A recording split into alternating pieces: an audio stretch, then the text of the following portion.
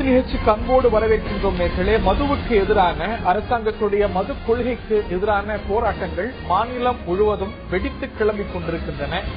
அரசியல் கட்சிகளுடைய போராட்டம் ஒரு பக்கம் என்றால், மாணவர்கள், பெண்கள், வழக்கறிஞர்கள், மாற்றுத்திறனாளிகள் என வெவ்வேறு தரப்பினரும் இந்த போராட்ட களத்தில் குதித்திருக்கிறார்கள். அமைதியான வழியில் அறப்போராட்டம் ஒரு பக்கம் என்றால், வன்முறைகள், கடை உடைப்புகள் என்று வன்முறை போராட்டமும் நடந்தே வருகிறது. பலர் செல்போன் கோபுரத்தில் மேலே ஏறி நின்று போராடுகிறார்கள். பல கடைகள் உடைக்கப்பட்டிருக்கின்றன. துரதிருஷ்டமான விஷயம், ஒரு உயிர் சேதமும் ஏற்பட்டிருக்கிறது. சேலம் மாவட்டம் வாழப்பாடி அருகே ஒரு டாஸ்மாக் ஊழியர், செல்வம் என்ற டாஸ்மாக் ஊழியரும் டாஸ்மாக் கடை மீது பெட்ரோல் குண்டு எரியப்பட அந்த உயிரும் அநியாயமாக போயிருக்கிறது.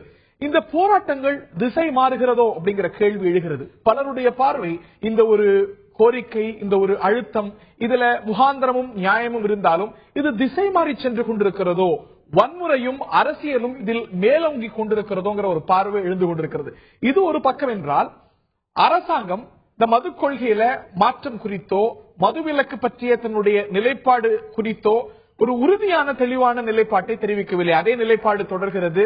பரிசீலிக்கப்படும் என்றோ, மதுவிலக்கு அறிவிக்கப்படும் என்றோ எந்த ஒரு அறிவிப்பும் அரசாங்கமிடந்து வரவில்லை. இந்த ஒரு போராட்டம், அரசாங்கத்துடைய நிலைப்பாடு, இவையெல்லாம் கேள்விக்குள்ளாகி இருக்கின்றன. விவாதிப்போம் இன்றைய ஆயுதெழுத்து நிகழ்ச்சியில். இந்த நிகழ்ச்சியில் நம்முடைய இணைகிறார்கள் மறுமலர்ச்சி திராவிட முன்னேற்ற கழகத்துடைய துணை பொதுச் செயலாளர் திரு மல்லை சத்யா அவர்கள். நிகழ்ச்சிக்கு அவரை அன்போடு வரவேற்கின்றோம். திராவிட முன்னேற்ற கழகத்தை சேர்ந்த முன்னாள் சட்டமன்ற உறுப்பினர் திரு அப்பாவு அவர்கள். நிகழ்ச்சிக்கு அவரை அன்போடு வரவேற்கின்றோம். சமூக ஆர்வலர், அரசியல் விமர்சகர் பானு கோம்ஸ் அவர்கள். நிகழ்ச்சிக்கு அவரை அன்போடு வரவேற்கின்றோம். மற்றும் அஇஅதிமுகவுடைய செய்தி தொடர்பாளர், மகளிர் அணி துணை செயலாளர், சமூக நல வாரியத்துடைய தலைவர் CR சரஸ்வதி அவர்கள். நால்வரையும் இந்த நிகழ்ச்சிக்கு அன்போடு வரவேற்கின்றோம். என்னுடைய முதல் கேள்வி CR சரஸ்வதி அவர்களுக்கு தான். இது வெவ்வேறு திசைகள்ல போயிட்டு இருக்கு. இதனது போராட்டங்களுடைய வீரியமும் கூடிக்கொண்டே போயிட்டு இருக்கு. அரசியல் இருக்கிறது, வன்முறை இருக்கிறது, பிரச்சனைகள் பெருகி கொண்டிருக்கிறது. இது சரியா நியாயமாங்கிற கேள்விகளைத்தான் தொடர்ந்து நீங்க பேட்டிகள்லையும் விவாதங்களையும் எழுப்பி வரீங்க. ஆனால் இந்த கோரிக்கையில் இருக்கக்கூடிய நியாயத்தை நாங்கள் பரிசீலிப்போம், we will consider it, ஒரு உரிய நடவடிக்கை எடுப்போம் என்று அரசாங்கம் ஒரு கருத்து சொல்லியிருந்தால் இவையெல்லாம் அடங்கி இருக்கும், இல்ல அடங்க தொடங்கி இருக்கும். மாறாக இந்த அரசியல் கட்சியோட நிலைப்பாடு சரியில்லை, இவங்களுக்கு தார்மீக உரிமை இல்ல, திமுகவுக்கு இல்ல, மதிமுகவுக்கு இல்ல, காங்கிரசுக்கு இல்ல, பிஜேபிக்கு இல்ல அப்படின்னு அரசியல் கட்சிகளுடைய தார்மீக நிலையை நீங்க கேள்வி எழுப்பி ஒரு நீண்ட அறிக்கையை கொடுத்திருக்கீங்க. அதுல ஒரு வரி, இந்த மதுவிலக்கு பற்றிய சாத்தியக்கூறுகள் ஆராயப்படும், இந்த கோரிக்கைகள் பரிசீலிக்கப்படும் அப்படின்னா இந்த போராட்டங்கள்ல முக்கால்வாசி போராட்டங்கள் அடங்கியிருக்கும் அல்ல முடிந்திருக்கும். சகோதரி CR சரஸ்வதி. மிஸ்டர் ஹரி, இந்த போராட்டங்கள் எப்ப தொடங்கப்பட்டிருக்கு? ஒரு 40 வருட காலமாக தமிழ்நாட்டில் மதுவிலக்கு அமலில் இருக்கிறது. இன்றைக்கு போராட்டம் அறிவித்திருக்கிற திராவிட முன்னேற்ற கழகத்தின் தலைவர் கருணாநிதி 5 முறை முதலமைச்சரா இருந்திருக்காரு. இன்னைக்கு போராடுற வைக்கோ 2 கட்சியோட மாத்தி மாத்தி கூட்டணியில இருந்திருக்காங்க. இந்த 6 மாத காலத்திற்குள் தான், அதுவும் இந்த கடந்த 3 மாத காலத்திற்குள் தான் இந்த போராட்டங்களை அரசியலான சில கட்சிகள் கையில் எடுத்து, அதுவும் குறிப்பாக இந்த ஒரு வாரத்தில் வன்முறையை தூண்டும் விதமாக திரு வைகோ அவர்கள் 18 வருடம் நாடாளுமன்றத்தில் இருந்தவர். இவ்வளவு இன்னைக்கு மக்களை பார்த்து வேதனைப்படுறவர், மக்கள் குடிச்சு அழிஞ்சு போக கூடாதுன்னு நினைக்கிறவர், ஒரு முறையாவது நாடாளுமன்றத்தில் இந்தியாவில் மதுவிலக்கை கொண்டு வர வேண்டும் என்றார் பேசிய பதிவு ஒன்றையாவது காட்டுங்க. மீண்டும் மீண்டும் இதே தான் கேள்வி. 2019 திமுக நோக்கி உங்களுடைய பதில் கேள்வி, அவர் சொல்றாரு, மாணவர்களை நான் தான் போராட சொன்னேன், மாணவர்கள் போராடுவதற்காக தூண்டி விடுவது மிகப்பெரிய தவறு. ஒரு குற்றத்தை செய்பவர்களை விட குற்றம் செய்ய சொல்லி தூண்டி விடுகிறார்கள். திருப்பியும் வைகோ, கருணாநிதி, ராமதாஸ், ராகுல் காந்தி, தமிழிசை சவுந்தரராஜன் அரசியல் பிரமுகர்களை மட்டுமே சென்ட்ரல் கவர்மெண்ட் டுடே யார் மத்தியில் அரசியல் ஆட்சியில் இருக்கா? காங்கிரஸ் கடைகள் மூடப்படவில்லை. CR சரஸ்வதி, உங்களுக்கு அரசியல் நோக்கம் இருக்கிறது. இன்னைக்கு மாற்றுத்திறனாளிகள் போராடிட்டு இருக்காங்களே, அவங்களுக்கு அரசியல் நோக்கம் இருக்கா? இன்னைக்கு அரசியல் கட்சிகள் தூண்டுதலால் நடக்குது. எந்த மக்களும் நேற்றுக்கு எந்த மக்களும் கலந்துக்கல. நேற்றுக்கு அறிவிச்ச போராட்டத்துல மக்கள் யாரும் கலந்துக்கல. இவர்களால் அரசியல் மாற்றுத்திறனாளிகள் போராடுறாங்க, அதுக்கு பின்னாடி அரசியல் இருக்கு. மாணவர்களை இவர்கள் பாவம் குற்றவாளியாக்குறாங்க, படிக்க வேண்டிய மாணவர்களை வன்முறைக்கு தூண்டி விடுறாங்க. இந்த போராட்டங்கள்ல இருப்பது வெறும் அரசியல், அதை தவிர வேற எதுவுமே இல்ல. அரசியல் நோக்கத்துக்கே அன்றி இந்த மதுவிலக்கு கொள்கையில எதுவுமே இல்லைங்களா? மனதில் வைத்துதான் இந்த நாடகங்கள் இவங்க நடத்துறாங்க. தேர்தல் அப்படியே தேர்தல் நோக்கமே வச்சுப்போமே, தேர்தல் நோக்கத்தோடு செஞ்சா தேர்தலில் எது எடுபடுமோ, மக்கள் மத்தியில எது எடுபடுமோ அதைத்தான் அரசியல் கட்சிகள் கையில எடுக்கும். சோ மக்கள் மத்தியில இதற்கான ஒரு எழுச்சி இருப்பதனால தானே எல்லாரும் இன்னைக்கு எடுக்க வேண்டிய ஒரு சூழ்நிலை வருது. நேற்றுக்கு எடுக்கல, 2014 தேர்தல் எடுக்கல, 2011 தேர்தல் எடுக்கல, இன்னைக்கு எடுக்கிறாங்கன்னா ஒரு மக்கள் எழுச்சி சொல்லிருக்கலாம். இன்னைக்கு சொல்றத 2014 நாடாளுமன்ற தேர்தல் அறிக்கையில இவங்க எல்லாம் பேசி இருக்கலாம். சரி, இப்ப நீங்க சொல்றீங்கல்ல, இவர்கள் சொல்றது மக்கள் மத்தியில எழுச்சியை உண்டாக்கி இருக்குன்னு, இது 7-8 மாசத்துல தேர்தலை சந்திக்க போறோம். மக்களை வந்து சந்திக்கட்டும், மக்கள் இவங்களுக்கு வாக்களிக்கட்டும், இவர்கள் ஆட்சியில் உட்கார்ந்து மதுக்கடையில மூடட்டும், மக்களுடைய பேச சொல்லுங்க மக்கள் கிட்ட, வன்முறையை தூண்ட சொல்லாதீங்க, மக்களை சந்திக்க சொல்லுங்க. 2016 தேர்தலில் மற்ற அரசியல் கட்சிகள் மதுவிலக்கு வேணும்னு கோரிக்கை வைக்க போறாங்க. மதுவிலக்கு முடியாதுன்னு அதிமுக தேர்தலை சந்திக்க போகுது. மக்கள் முடிவெடுப்பாங்க, பாப்போம். கோரிக்கைகளை பற்றி எங்கள் முதலமைச்சர் அம்மா தெரிவிப்பாங்க, நான் சொல்ல வேண்டியதில்லை. இன்னைக்கு அம்மாவுடைய அறிவிப்பு அம்மா சொல்லும் போது சொல்லுவாங்க. இன்னைக்கு இந்த வன்முறையை தூண்டுற கட்சிகள் மக்களை வந்து சந்திக்கட்டும். இது எப்படிப்பட்ட ஒரு நிலைப்பாடு? சகோதரி சி.ஆர். சரஸ்வதி இவங்க என்ன சொல்றது, நாங்க என்ன கேட்கறது அப்படிங்கிற ஒரு நிலைப்பாடா? அரசியல் கட்சிகள் என்ன சொல்றது, மற்றவங்க ரோட்ல என்ன போராடுறது, அவங்க சொல்றதெல்லாம் நம்ம கேட்கணுமா அப்படிங்கிற ஒரு எண்ணம் தான் அவங்களுடைய பதில மேலோங்குதோ அப்படிங்கிற ஒரு சந்தேகம் எழுது.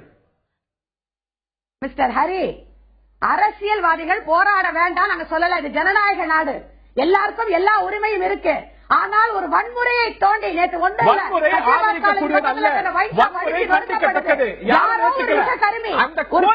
கொளுத்தி போட்டிருந்தால் நிலைமை என்ன? சகோதரி, வன்முறை தவறு. என்னுடைய கேள்வி இந்த மோடஸ் ஆப்பராண்டில் அல்ல, இதை எழுப்பக்கூடிய அரசியல் கட்சிகள் பற்றியதல்ல. என்னுடைய கேள்வி அவர்கள் முன்னெடுக்கக்கூடிய கொள்கையை பற்றியது, மதுவிலக்குங்கிற கோரிக்கையை பற்றியது. மீண்டும் மீண்டும் அதை யார் சொல்றாங்களோ அரசியல் கட்சிகளை தான் நீங்க திருப்பி கேள்வி கேட்கிறீங்களே தவிர அந்த கோரிக்கை ஏற்கத்தக்கதா இல்லையாங்கிற விஷயத்துக்குள்ள அரசாங்கம் இதுவரைக்கும் பதில் சொல்லல. 5 பக்க அறிக்கையை கோரிக்கை இப்பயே வருது, அதைத்தான் நாங்க கேட்கிறோம். ஏன் வரக்கூடாது? இத்தனை நாளா இல்லாத கோரிக்கை இத்தனை நாள் இருக்கு, இப்பயே வருது. இத்தனை நாள் இருக்கு. மக்கள் I take your point. இது வந்து அரசியல் நோக்கம் கொண்டது அப்படிங்கறது தொடர்ந்து உங்களுடைய நிலைப்பாடாக இருக்கிறது. அரசாங்கம் இதுவரைக்கும் மதுவிலக்கு உண்மை அதுதான். Okay, I take your point. இந்த நிலையில நான் திராவிட முன்னேற்ற கழகத்துடைய ரப்பாவிட்ட போறதுக்கு முன்னாடி பானு கோம்ஸ் அவர்கள்ட்ட கேட்க விரும்புறேன். இதுல எழக்கூடிய கேள்வி, இந்த ஒரு மதுவிலக்கு அப்படிங்கிற ஒரு கோரிக்கை அரசியல் கட்சிகள் தொடர்ந்து கன்சிஸ்டன்டா சொல்றாங்களா இல்லையா அப்படிங்கறதா இன்னைக்கு இந்த ஒரு விவாதங்கள்ல மேலோங்கி இருக்கக்கூடிய விஷயம். மதுவிலக்கை தாண்டி, அந்த கொள்கையை தாண்டி, அந்த கோரிக்கையில் இருக்கக்கூடிய மெரிட்ஸை தாண்டி இன்னைக்கு இந்த போராட்டங்கள்ல அரசியலும் வன்முறையும் வருத்தத்துக்குரிய வகையில மேலோங்கி இருப்பதை நம்ம பார்க்கிறோமா இல்லையா? இது நமக்கு இந்த ஒரு வைக்கப்படக்கூடிய கோரிக்கைக்கு இந்த ஒரு போராட்ட வடிவங்கள் நன்மை பயக்கக்கூடியதுன்னு நினைக்கிறீங்களா? அதாவது இதுக்கு இதெல்லாம் ஏன் நடக்குது அப்படிங்கறதுல இருந்து தான் இதை பார்க்கணும். அப்ப இந்த மதுவிலக்கு சம்பந்தமான இந்த போராட்டங்களை 2 விதமாக பார்க்கலாம். ஒன்று அரசியல் கட்சிகள் நடத்துவது, இன்னொன்று மக்களிடம் தன்னெழுச்சியாக இருக்கிற மதுவிலக்கு வேண்டுகிற உணர்வு, அதற்கு எதிரான உணர்வு. ஆக இந்த 2ஐயும் நம்ம பிரிச்சு பார்த்தாதான் இது ஏன் நடக்குது. அப்ப மக்களுடைய உணர்வு பல வருடங்களாக அது வெளிப்பட்டு கொண்டிருக்கிறது. அப்ப அரசாங்கத்தினுடைய ரெஸ்பான்ஸ் எப்படி இருக்குன்னு பார்த்தா, அரசாங்கம் இது குறித்து ஒரு வார்த்தையும் பேசுவது. நாங்க உங்களுடைய உணர்வுகளை புரிந்து கொண்டோம், அது சம்பந்தமான நடவடிக்கைகளை எடுப்பதற்கு அரசாங்கம் கவனத்தில் கொள்கிறது, அதற்கான நடவடிக்கைகளை தீவிரமாக இந்த ஒரு கோரிக்கை பரிசீலிக்கப்படும், ஆவணம் செய்யப்படும் அப்படின்னா இது வந்து அப்படிங்கிற மாதிரி ஒரு இது சொல்லி இருந்தா மக்களுடைய எதிர்ப்புணர்வு இவ்வளவு தூரம் மவுண்ட் ஆயிருக்காரு. இதை அரசியல் கட்சிகள் தேர்தல் வர இருப்பதனால அரசியல் கட்சிகள் அரசியல் ஆக்குகின்றன. அரசியல் ஆக்கும் போது அது வன்முறையாக அந்த போராட்ட வடிவம் இருக்கணுமாங்கும் போது அது வன்மையாக கண்டிக்கத்தக்க ஒரு போராட்டத்தை தான் அவங்க கையில் எடுக்கிறாங்க. ஒரு அரசியல் கட்சி என்ன மாதிரியான போராட்ட வடிவத்தை எடுக்கணுங்கிறது அவரவர் உரிமை. ஆனா அதுல மாணவர்களை ஈடுபடுத்துவதுங்கிறது வன்மையாக கண்டிக்கத்தக்கது, அது எந்த வகையிலும் ஏற்புடையது அல்ல. நான் திரு அப்பா அவர்கள்ட்ட கேட்க விரும்புறேன். இன்னைக்கு பலருடைய தார்மீகம் கேள்விக்குள்ளாக்கப்பட்டிருக்கிறது. ஆளும் அரசு, எதிர்கட்சிகள், இதுல போராடக்கூடிய எல்லாருடைய தார்மீகமும் கேள்வி எழுப்பப்பட்டிருக்கிறது. மீண்டும் மீண்டும் வைக்கப்படக்கூடிய ஒரு விஷயம், உங்களுடைய கட்சியுடைய மூத்த பிரமுகர்களை இன்னைக்கு விளக்கம் கொடுக்க வேண்டியதாயிற்று ஆயிருக்கக்கூடிய ஒரு விஷயம். இன்னைக்கு மதுவிலக்கு கொண்டு வர போறோம் அப்படிங்கிற ஒரு நிலைப்பாட்டை திராவிட முன்னேற்ற கழகம் எதிர்க்கிறது. எதனால அப்படின்னா, அரசாங்கமே மதுக்கடைகளை திறந்து வச்சிருக்கு, அதனால மக்களுக்கு கிடைக்குது. அந்த மதுக்கடைகளுக்கு எங்க இந்த மது கிடைக்குது, சரக்கு கிடைக்குது அப்படின்னா மது ஆலைகள் இருந்து. அந்த மது ஆலைகளை 2 பிரதான கட்சிகளுடைய மூத்த பிரமுகர்கள், முக்கிய பிரமுகர்கள் தொடர்பு வைத்திருக்கிறாங்க அப்படின்னு ஒரு குற்றச்சாட்டு உங்க கட்சி மீதும் பல்வேறு பொதுத்தளங்கள்ல வைக்கப்பட, உங்க கட்சியுடைய மூத்த பிரமுகர்கள் எங்களுக்கு தொடர்பு இல்லைன்னு சொல்லிட்டு அந்த தொடர்பை உறுதிப்படுத்திருக்காங்களோ இன்னைக்கு? அது நீங்க கேட்ட கேள்விக்கு முன்னால ஒரு பதில் சி.ஆர். சரஸ்வதி அம்மாவுக்கு சொல்லணும். எதிர்கட்சிகள்லாம் திராவிட முன்னேற்ற கழகம் உட்பட எல்லாருமே தூண்டிவிட்டு, மாணவர்களை எல்லாம் தூண்டிவிட்டு இந்த போராட்டம் நடக்கிறதாட்டி சொல்றாங்க. அது ஒரு தவறான ஒரு புரிதல் அவங்களுக்கு. இல்லன்னா வேண்டுமென்றே இன்னொரு மேல குற்றச்சாட்டை பதிவு பண்றது. அது ஏற்கனவே அந்த அம்மா இப்ப இன்றைய முதல்வர் அவர்களுக்கு எதிரான தீர்ப்புகள் வந்த காலகட்டத்தில் தர்மபுரியில பஸ் எல்லாம் அடிச்சு நொறுக்கி 3 மாணவிகளே இறந்து போனாங்க. இப்போது அந்த அம்மாவுக்கு பெங்களூர் கோர்ட்ல தீர்ப்பு கொடுத்த உடனே தமிழ்நாடு முழுவதும் எத்தனை பஸ்ஸுகள் என்னெல்லாம் அநியாயம் பண்ணாங்க, அன்னைக்கு காவல்துறை கைகட்டி வேடிக்கை பார்த்தது. ஆனா ஒரு நியாயமான ஒரு கோரிக்கைக்கு சசி பெருமாள் அவர்கள் மதுரை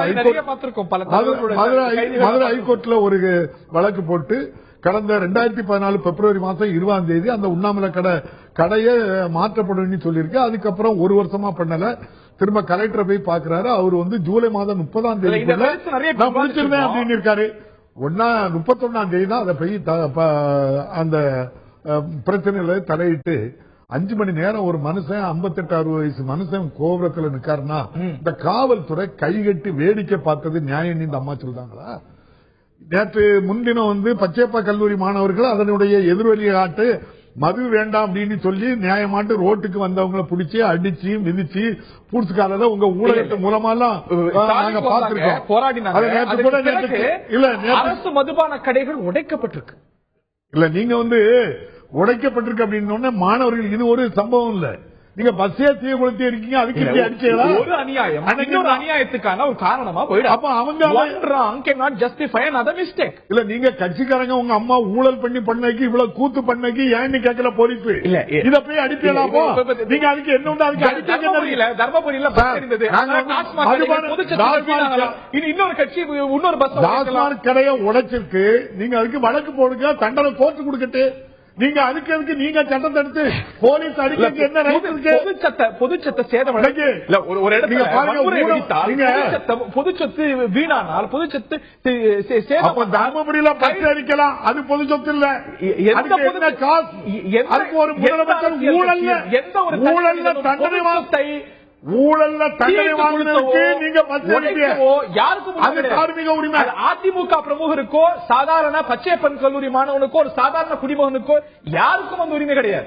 இந்த ஒரு அரசு மாற்றுத்திறனாளிகள் உண்ணாவிரதம் இருக்காங்க, அவங்கள கார்ல பஸ்ல ஏற்றி ஒரு இடத்துல கொண்டு வச்சு கைதண்ணி வச்சுட்டு திரும்ப அதே இடத்துல கொண்டு போய் ராத்திரி அந்த மழக்குல விட்டுட்டு போனாங்கன்னா இந்த அரசுக்கு மனித நியாயம் இருக்கா?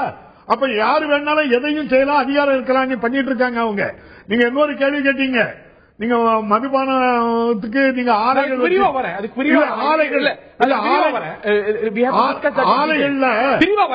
விரிவா இடைவெளிக்கு பிறகு பேசுவோம். சி.ஆர். சரஸ்வதி ஒரு சிறிய ரிபட்டல், அதுக்கு பிறகு ஒரு இடைவெளி எடுக்க வேண்டியிருக்கும். ரொம்ப சுருக்கமா, just a very short one. Mister Hari, அவர் வயதில் பெரிய a very short one மா, ரொம்ப சுருக்கமா. எஸ், அவர் ஒரு அரசியல்ல மூத்த முன்னோடி, வயதில் பெரிய பேசுறாரு. ஊழலில் ஊற்றுக்கண் கருணாநிதி. இன்னொன்னு தினகரன் பத்திரிகையாளர்களுக்கு அடிச்சு 3 பேர் செத்தாங்க, அதுக்கு அவர் பதில் சொல்லுவாரா? பதில் சொல்லுவாரா? உலகத்திலே ஊழல்ல பெயர் போனது அவங்கதான்.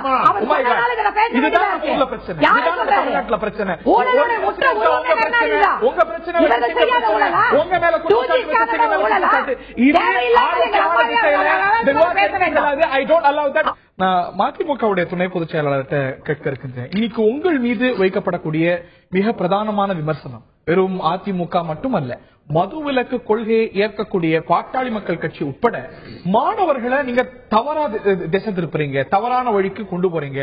சாலைக்கு வாருங்கள், ரோட்டுக்கு வாருங்கள், கடைகளை உடைத்து நொறுக்குங்கள், ஹாஸ்டல்கள் விடுவார்கள், கல்லூரிகள் விடுவார்கள், ஊர்ல போய் நொறுக்குங்க அப்படிங்கும் பொழுது மாணவர்களை தவறா திசை திருப்புறீங்க. கடைகளை உடைப்பது அப்படிங்கிறது சட்டவிரோதம், யாரும் செய்யக்கூடாதது. மதுவிலக்கு கோரணும்னு மாணவர்களும் போராடணும், மாணவர்கள் போராடுங்கன்னு சொல்றது வேற, கடைகளை உடையுங்கிறது வேற. இன்னைக்கு இந்த துறையுடைய அமைச்சரும் கூட அறிக்கை வச்சிருக்கார்.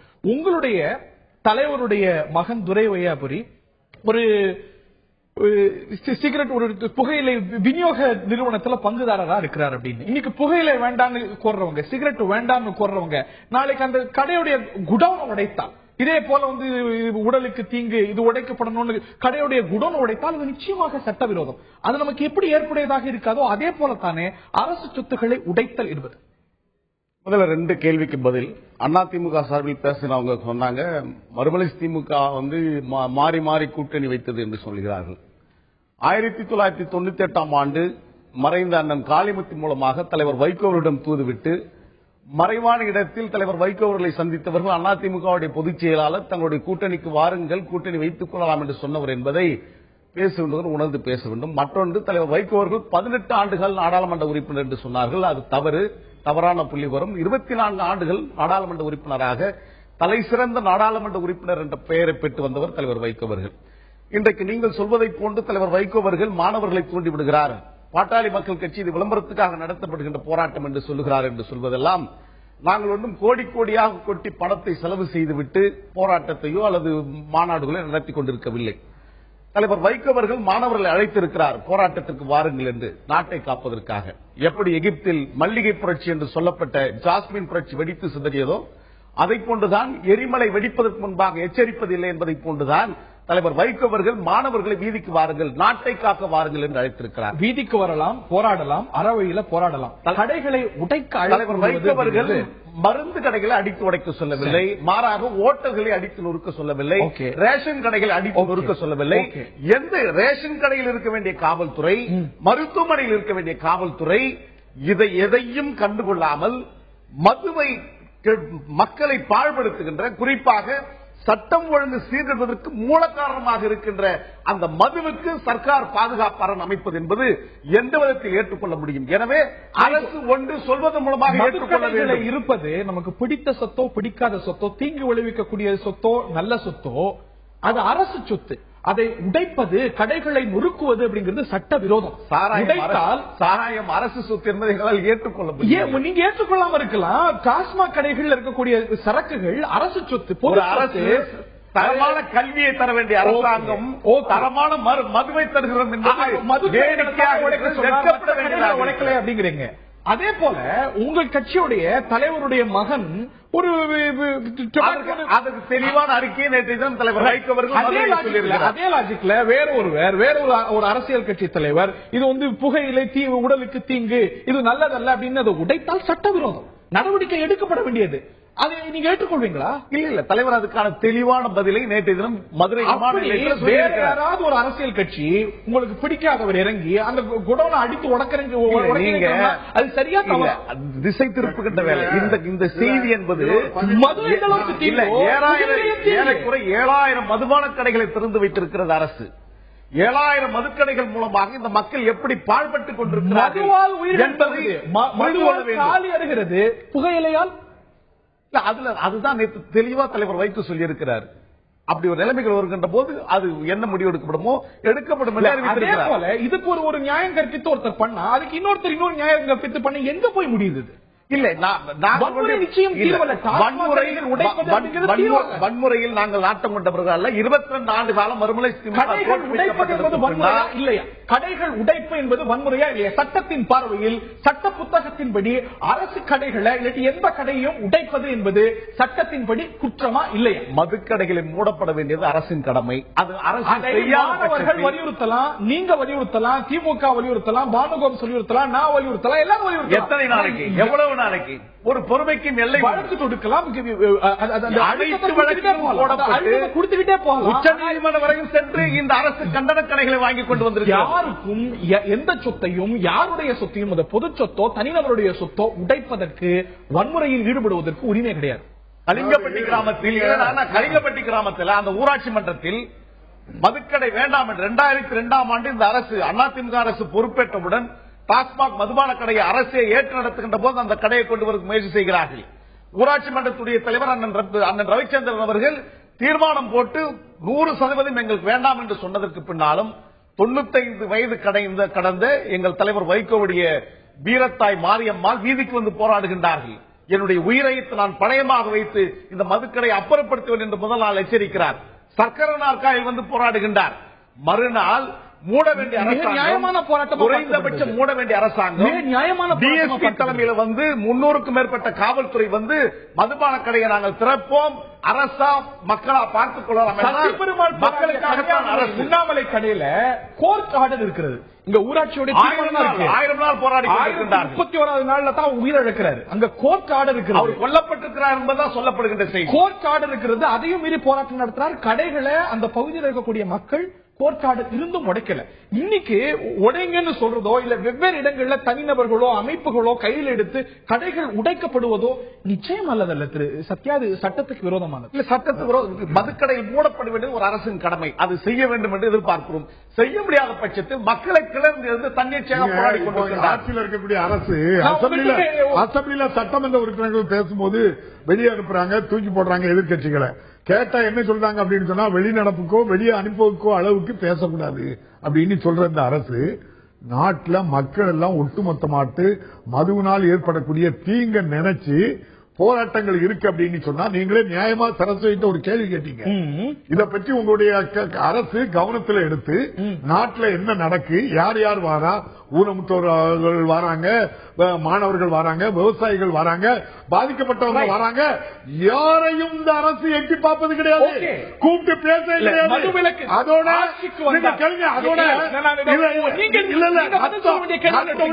நத்த விஸ்வநாதன் இந்த நடக்கக்கூடிய போராட்டத்தை கொச்சப்படுத்தும் விதமா சசிபெருமாள காந்தியவாதி இல்லைங்காரு. அவரு சொல்லுக்கு என்ன யோசனை இருக்கு? காந்தியவாதி இல்லைங்க சரஸ்வதி அவர்கிட்ட கேட்க நீங்க பதில் சொல்ல வேண்டிய கேள்விகள் எடுத்துக்கோங்க. குறைந்தபட்சம் நீங்க ஆட்சிக்கு வந்தா மதுவிலக்க செய்வோம். மக்களுக்கு ஒரு நம்பிக்கை எப்ப ஏற்படுதுன்னா தலைவர் சொன்ன உடனே அதற்கு தீர்வு வரும். அதுக்கு முன்னோட்டமா சில விஷயங்களை நீங்க செய்யலாம். உங்க மேல ஒரு குற்றச்சாட்டு வைக்கப்படுது, 2 பிரதான கட்சிகளோட சேர்ந்த முக்கிய பிரமுகர்களுக்கு மது ஆலைகளோட தொடர்பு இருக்கு அப்படின்னு. உங்க கட்சியை சேர்ந்த பிரமுகர்கள் எங்களுக்கு தொடர்பு இல்லைன்னு சொல்லிட்டு அந்த தொடர்பை ஊர்ஜிதம் செஞ்சிருக்காங்களா இல்லையா? நல்ல கேள்வி கேட்டீங்க. அதுமே சொல்லணும். தமிழ்நாட்டுல சிவா டிஸ்லரிஸ், விஜய மல்லையா, அதே போல எம்பிடிஎல் நந்தகோபால், எம்ஜிஎம் முத்து, சரி, எம்பி புருஷோத்மன், சரி, மிடா சசிகலா, சரி, எலைட்டு ஜெயமுருகன், அதே போல கோல்டன் வாண்டு, பிரீமியர் 11 கடை இருக்கு. பிரீமியர் மட்டும் கடை வந்து திறக்கல. மற்ற எல்லாரும் ப்ரொடியூஸ் பண்றாங்க. மாசம் குறைஞ்சது 50 லட்சம் பாக்ஸ் தேவைப்படுது. அதுல 25% மிடாஸ்ல இருந்து சசிகலா அவங்க கம்பெனில இருந்து வருது. மற்ற நீங்க சொல்லக்கூடிய நான் சொல்லுங்க எங்க டிஆர் பாலு அவர்கள் அவருடைய உறவினர் நடத்துகின்ற கம்பெனில ஒரே 1.2 லட்சம் பாக்ஸ் தான் ஒரு மாசமே அவங்களுக்கு கொடுத்தாங்க. நான் கேட்கிறேன், அதையும் அவர் என்ன சொல்றாருன்னா அவங்க 20% கொடுக்கறாங்க ஒரே கம்பெனி, இவரு ஒரு கம்பெனில 2% கொடுக்காரு. அதையும் நான் நிறுத்திருந்தேன்னு சொல்லிட்டாரு. அரசாங்கம் மதுவிலக்கு கொள்கையை அமல்படுத்தினா இன்னைக்கே செஞ்சா என்ன? நான் அதுதான் கேட்கேன். ஆட்சியில் இருக்கிறது அம்மையார் தானே இருக்கீங்க, நீங்க அவங்ககிட்ட வாங்காதீங்கன்னு சொல்றேன். இல்ல நீங்க மிடாத்துல 20 மதுவிலக்கு கொள்கை சசிகலா கம்பெனில முழுதும் வாங்கிட்டீங்க. திரு அப்பா நீங்க கிட்டத்தட்ட கேள்வி எடுத்துக்கணும். உங்களோட குரலை நல்லா மேட்ச் பண்ண முடியாது. தயவு செஞ்சு ஒரு கேள்வி எடுத்துக்கோங்க. அரசாங்கம் நான் மதுவிலக்க அமல்படுத்துறேன்னு சொல்ல, இன்னொன்னு இந்த நிறுவனங்கள்லாம் பிசினஸ்ல இருக்கு. நீங்களே சொல்றீங்க அவங்களுக்கும் அவங்க உறவினர்கள் அதுல இருக்கிறாங்க, அவங்க நண்பர்கள் அதுல இருக்கிறாங்கன்னு என்ன சொல்றாங்க அவங்க? நாங்க வந்து மதுவிலக்கு வந்தா நாங்களே தார்மீக உரிமை எடுத்துக்கிட்டு எங்க உரிமத்தை எல்லாம் கொடுத்துருவோம். இன்னைக்கே கொடுத்துட வேண்டியதானே? அரசாங்கம் மதுவிலக்கு வேணும்னு சொல்ல, நீங்க தான் மதுவிலக்கு வேணுங்கிறீங்க. வேணும்னு சொல்லக்கூடிய நீங்க இந்த உரிமத்தை மதுவிலக்கத்துக்கு முன்னோட்டமாக நாளைக்கு அரசியல் நாங்க ஆட்சிக்கு வந்தா மதுவிலக்கு அமல்படுத்தப்பட்டா ஒப்படைப்போம் அப்படின்னு சொல்றத இன்னைக்கே அந்த உரிமையை ஒப்படைச்சா நாங்க உங்க பிரசன்ஸ்ல சொல்ல, மக்கள் மத்தியிலே சொல்றேன், நாளைக்கே நாங்க ஒப்படைச்சிட்டாலாவது இந்த அரசு இந்த மக்களுடைய எழுச்சியை பார்த்து இதுக்கு ஒரு நல்ல முடிவு பண்ணுவேன்னு சொல்றதுக்கு நீங்க பொறுப்பேற்றீங்களா? கேள்வி இல்ல பண்ணுங்க.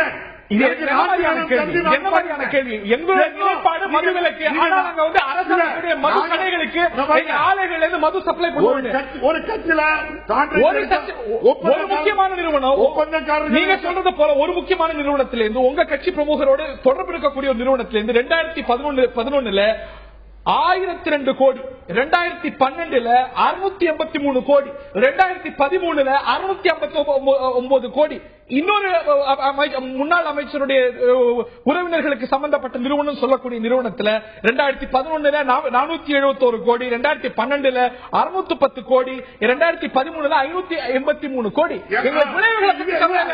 எங்க ஆலைகள்ல இருந்து அரசுக்கு மது போகாது அப்படின்னா குறைந்தபட்சம் இந்த சாராயமாவது பொதுச்சந்தைக்கு வராம இருக்கு. 400 கோடி ரூபாயை சொன்னே தவிர 2283 கோடி ரூபாய்க்கு ஒரே கம்பெனி சசிகலா கம்பெனில இருந்து டாஸ்மார்க்கு வருத வியாபாரம், அதையும் சொல்ல மாட்டேங்கிறீங்க.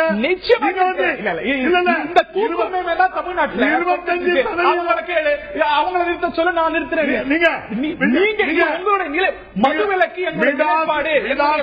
அறிவிச்சிருக்கிறீங்க சசிகலா, விஜயமல்லையா, எம்பிடிஎல் 70% உங்க கம்பெனி தான். சசிகலாவுக்கு வேண்டிய கம்பெனி தான் வாங்குது. நாங்க நிறுத்துதான் சார். நீங்க ஏன் நிறுத்தக்கூடாது? மதுவிலக்கு வந்தா நிறுத்துறோம், இன்னைக்கே நிறுத்தக்கூடாது. அரசாங்கத்துக்கான கொள்முதல் நின்று போகும். கடைகள்ல குறைஞ்சபட்சம் இந்த பாட்டில்கள் போகாது. இல்ல, ஒட்டுமொத்தமா விடாசுல இருந்து போகும், அவ்வளவுதான்.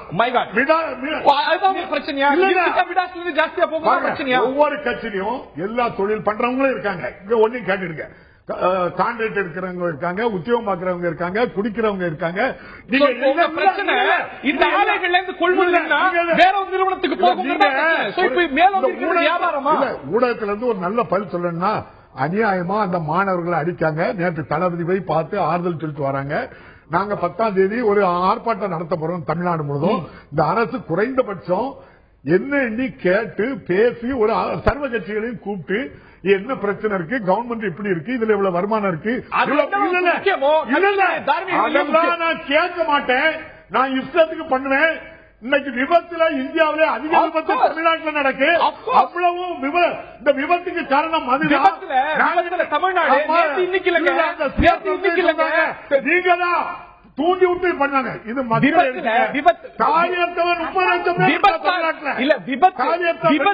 விபத்து திமுக ஆட்சியிலும் முன்னணியில தமிழ்நாடு இருந்துட்டு வந்துட்டு இருக்கு, ஆட்சியிலும் இருக்குது. எல்லாத்துக்கும் ஒரு காலகட்டம் வந்து உச்சகட்டம் உயிரிழப்பு ஜாஸ்தியாயிட்டே போயிட்டு சசி பெருமாள் இறப்போம்.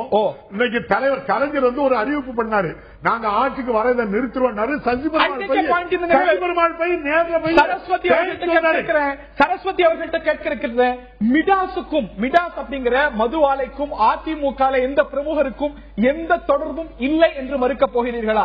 2013 2280 கோடி அளவுக்கு சரக்கு இங்க கொள்முதல் செய்யப்பட்டிருக்கு.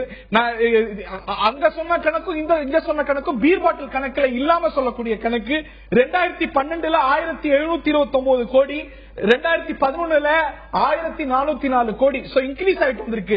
இந்த மிடாஸ் ஆலைக்கும் அதிமுகவுக்கும் எந்த தொடர்பும் இல்லைன்னு சொல்றீங்களா? இந்த ஒரு குற்றச்சாட்டை அப்பாவை மட்டும் சொல்ல திராவிட முன்னேற்ற கழகத்துடைய பொருளாளரும் இது ஒரு கேள்வி எழுப்பியிருக்கிறாரு. மிடாஸுக்கும் அதிமுக எந்த பிரமுகருக்கும் எந்த தொடர்பும் இல்லை. Is that your answer miss C R. Saraswati? அதாவது அப்பாவண்ணன் முதல்ல அவர் கேட்ட கேள்விக்கு பதில் சொல்லல, அதை நான் முதல்ல சொல்லிடுறேன். இன்னைக்கு டி.ஆர். பாலு பேசும்போது ஒத்துக்கிட்டா இல்ல, சொல்லிடுறேன். உறவினர்கள் நடத்துறாங்கன்னு சொல்றாங்க. இவங்க அவ்வளவு மக்களை காப்பாத்துறவங்க, ஒரு முன்னுதாரணமா மூடணும். அதுக்கு அவர் பதில் சொல்ல. இன்னொன்னு, மிடாசுக்கும் மாண்புமிகு புரட்சி தலைவி அம்மா அவர்களுக்கும் எந்த சம்பந்தமும் கிடையாது. அதிமுக நடத்துறவங்க நீங்க முதலமைச்சரோட சேர்த்து பேசக்கூடாது. நீங்க முதலமைச்சரோட சேர்த்து பேசக்கூடாது. முதலமைச்சர் நடத்தப்படுதா? அதை நீங்க சேர்த்து பேசக்கூடாது. நீங்க ஒரே கேட்கறது யாரு? இன்னைக்கு மதுவிலக்கு கேட்கறது யாரு? திமுக. மூட சொல்லுங்க, முதல்ல உங்களை மூட சொல்லுங்க. இன்னொரு விஷயம், மதிமுக திரு சத்யா ஒரு கருத்தை சொன்னார். என்ன தெரியுமா சொன்னாரு? நம்ம அடுத்த விஷயத்துக்கு போறதுக்கு முன்னாடி அதிமுக எந்த பிரமுகருக்கும் மிடாசுக்கும் எந்த தொடர்பும் கிடையாது. Is that what you say? நான் எங்கள் அம்மாவை பற்றி தான் பேசுறேன். மாண்புமிகு முதலமைச்சர் சேர்க்காதீங்கன்னா சொல்றேன். இன்னைக்கு எல்லா கட்சியிலையும் மதுபானம் நடத்துறாங்க. எல்லா கட்சியிலையும் மதிமுக இல்லையா? மதிமுக பார் நடத்தலையா? திமுக மதிமுக யாருமே பார் நடத்தலையா? மதுரை மாவட்ட செயலாளர், மதுரை மதிமுக மாவட்ட செயலாளர் ஆளுங்கட்சி பிரமுகர் தான் பார் நடத்தி கொண்டிருக்கிறார்கள். அவர்கள் தான் மதுரை கள்ளத்தனமாக வைத்துக் கொண்டிருக்கிறார்கள்.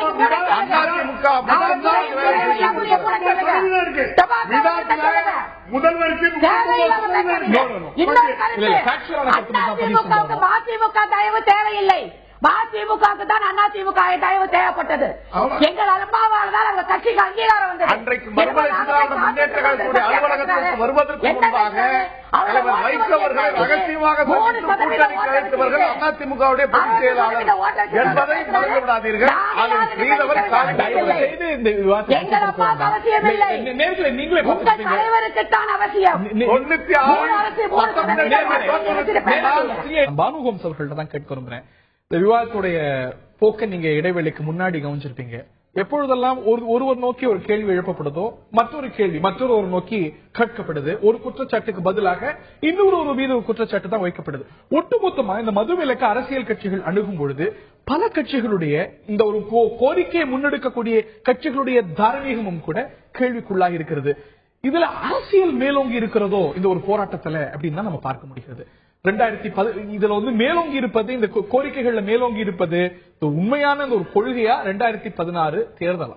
இல்ல, உண்மையாகவே மக்கள் நலனையும் கருத்தில் கொண்டுதான் இந்த போராட்டங்கள் இருக்கா? அரசியல் கட்சிகள் அந்த மாதிரி தான் செயல்படுறாங்களா அப்படிங்கிறதுக்கு இவங்க பேசும்போது வெளிப்பட்ட அந்த போலித்தனங்களே உதாரணமா சொல்லலாம்.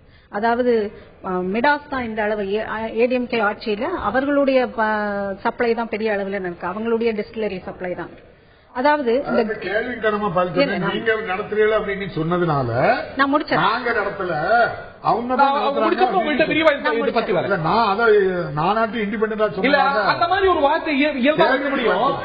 இயல்பா வைக்க முடியும்.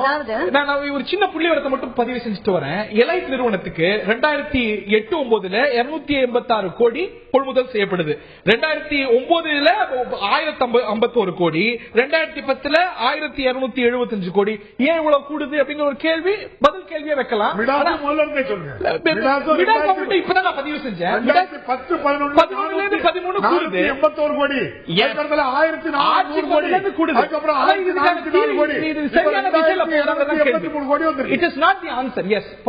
அதாவது அதுல என்ன நான் போலித்தனமா நான் பாக்குறேன் அப்படின்னா, அது மிடாசா எஸ்என்ஜேயா கல்லாங்கிறது பிரச்சனை இல்லை.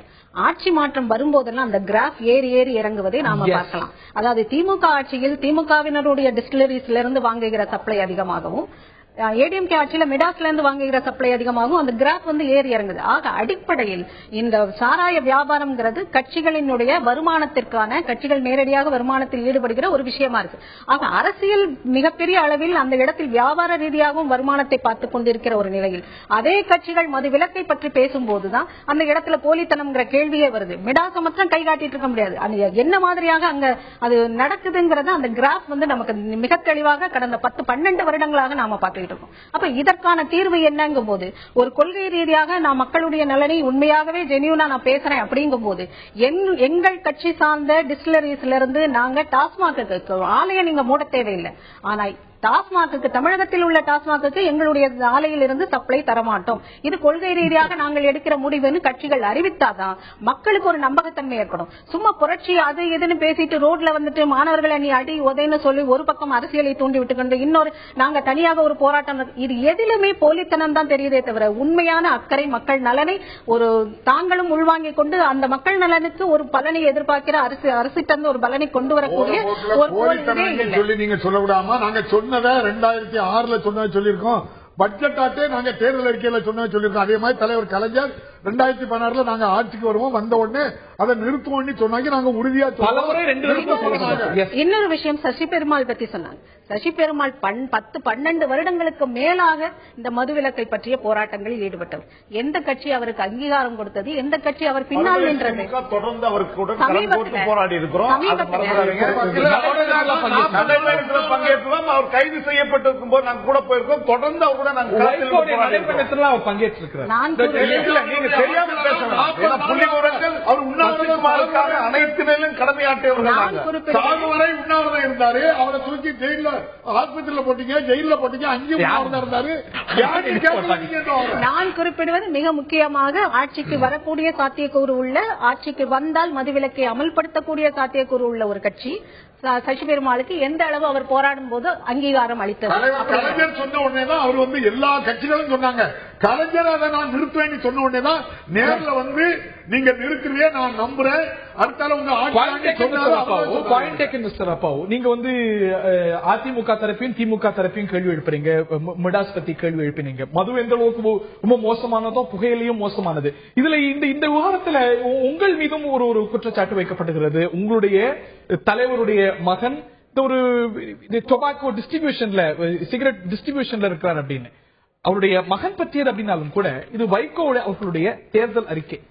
அந்த நிறுவனத்துக்கு டொபாக்கோ டிபோட் அப்படிங்கிற இந்த ஒரு நிறுவனத்துக்கு கடன் கொடுத்திருக்கிறார், கடன் பெற்றிருக்கிறார்.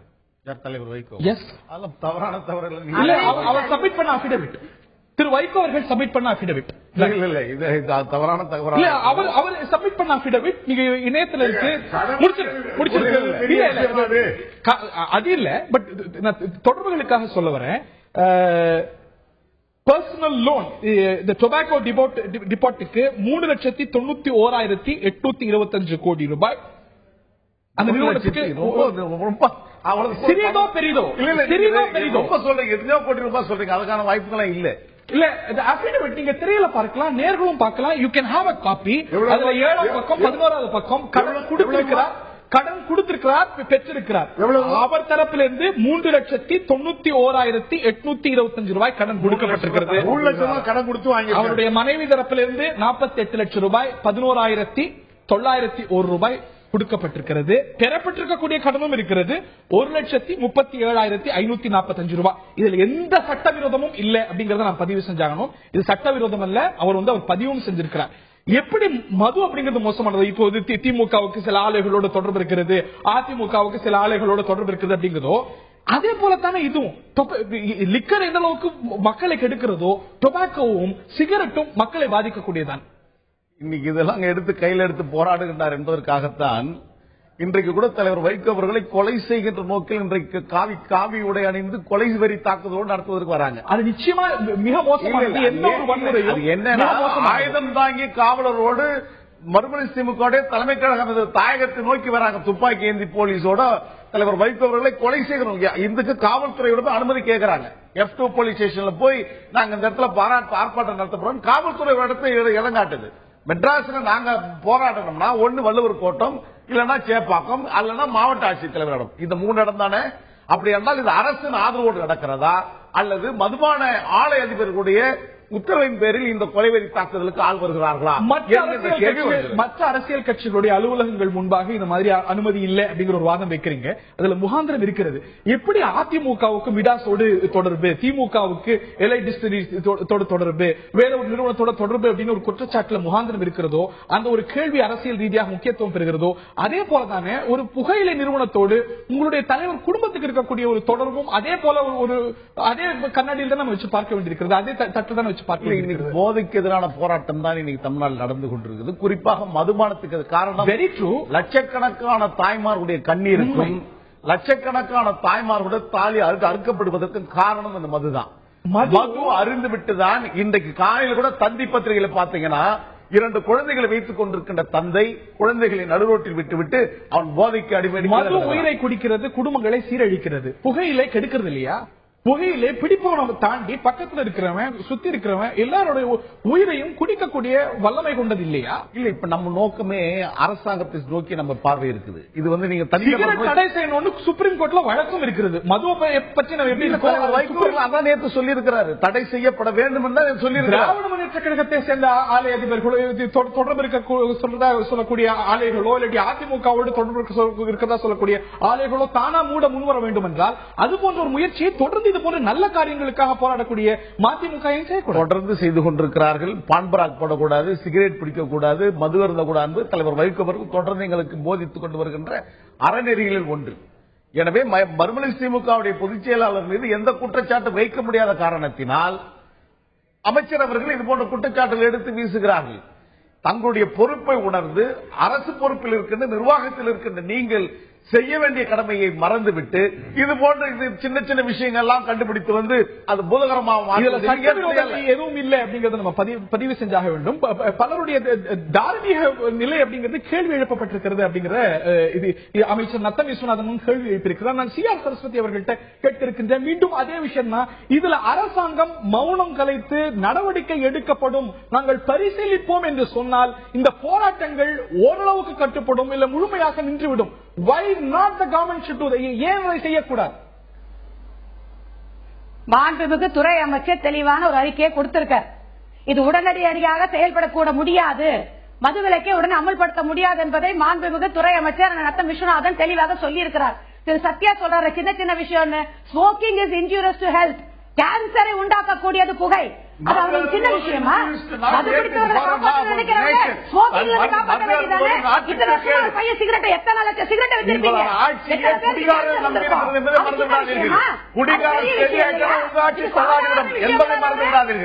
இவங்க செஞ்சா சாதாரண விஷயம். பல்லாயிரக்கணக்கான கோடி ரூபாய்களை இது மூலமாக நீங்கள் கொட்டி இது மூலமாக வருவாய் பெற்றுக் கொண்டு நீங்கள் இது போன்ற தகவல் சொல்லக்கூடாது. இது விநாசகால விபரீத புத்தி என்று சொல்வார்கள் என்பதை மறந்து விடாதீர்கள். மிக சிறந்த நடிகர் யாரா? வைகோ தான். மைக்கை வச்ச உடனே கத்த தெரியும், நடைபயணம் போக தெரியும்.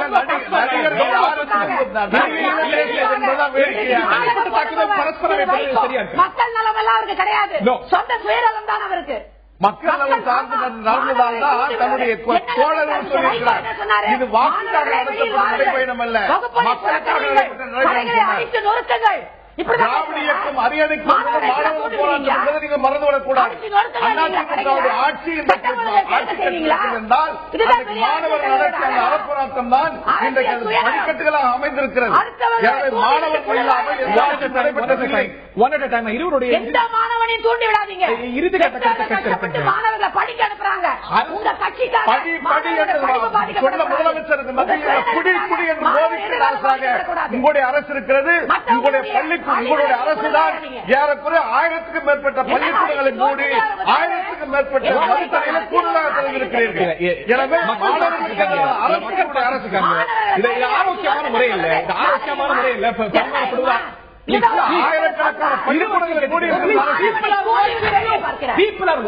மக்கள் உங்களை பார்த்துட்டு இருக்காங்க. பானுகோம்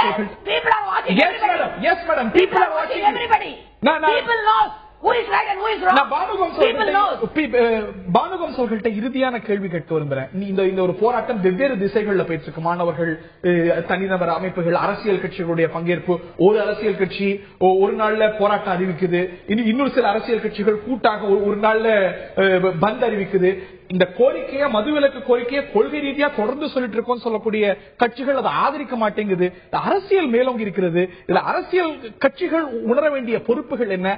அரசாங்கம் உடனடியாக இதுல செலுத்த வேண்டிய கவனம் என்ன? அரசாங்கம் செய்ய வேண்டிய விஷயம் என்ன? அதாவது டோட்டல் ப்ரொஹிபிஷன் பாசிபிளானா இல்ல, இமிடியேட்டா செய்ய முடியாது. ஏன்னா நீங்க 12 வருஷமாக மிகப்பெரிய மார்க்கெட்டை உருவாக்கிட்டீங்க, சந்தையை உருவாக்கி.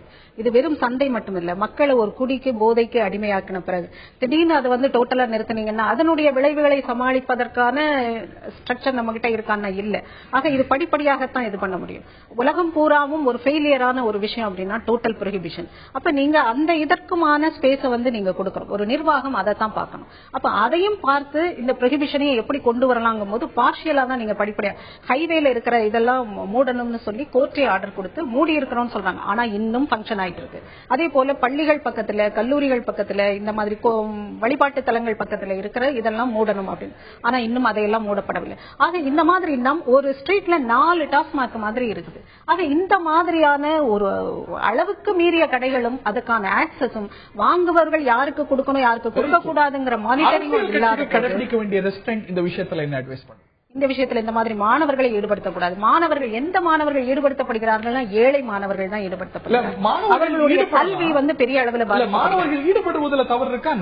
வன்முறை போராட்டத்தில் வன்முறை போராட்ட வடிவத்தை தான் நீங்க எடுக்கிறீங்க அப்படின்னா அதுக்காக நீங்க எல்லா மாணவர்களும்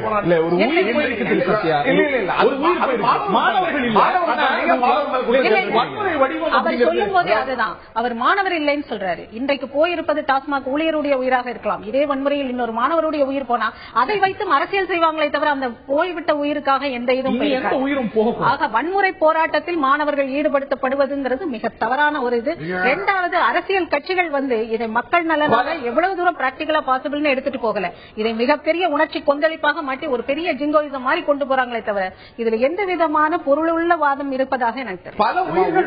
பல உயிர்கள் போகுது அப்படின்னா அந்த போராட்டங்கள் நடக்குது, டாஸ்மாக்கு எதிரான போராட்டங்கள் நடக்குது. அதுவே மேலும் பல உயிர்களை பறிக்கக்கூடிய விஷயமாக இருக்கக்கூடாது. வன்முறையோ உயிர் சேதமோ நிச்சயம் நடக்கக்கூடாது. அதற்கு இடமில்லாமல் பார்த்துக் கொள்ள வேண்டும். திரு அப்பாவும் ரொம்ப சுருக்கமான இறுதியான வாதம். அம்மா சொன்னாங்க உயிர் போகுது அப்படின்னாங்க. சசி பெருமாள் உயிர்ல வந்ததுதானே தவிர இது வேற ஒண்ணும் இல்ல. மாற்றுத்திறனாளிகளுடைய போராட்டம் எந்த அளவுக்கு முக்கியமானதோ தமிழ்நாட்டில் ஒவ்வொரு குடிமகனுடைய ஒவ்வொரு மாணவனுடைய உயிரும் போட்டு நிச்சயமா பொக்கிஷம் போல யாரும் தூண்டி விட்டு பெரிய அளவுல மாணவர்களை கூட்டி கொண்டு விட்டு நேரில் கொண்டு விட்டு அவங்கள பண்ணல, சம்பளத்துக்கு கூட்டு வரல, பிரியாணி கொடுத்து கூட்டி கொண்டு வரல. மாணவர்கள் ஆட்டு தன்னெழுச்சி ஆட்டு சசி பெருமாள் ஒரு நியாயமான ஒரு நோக்கத்துக்கு பண்ணாங்க.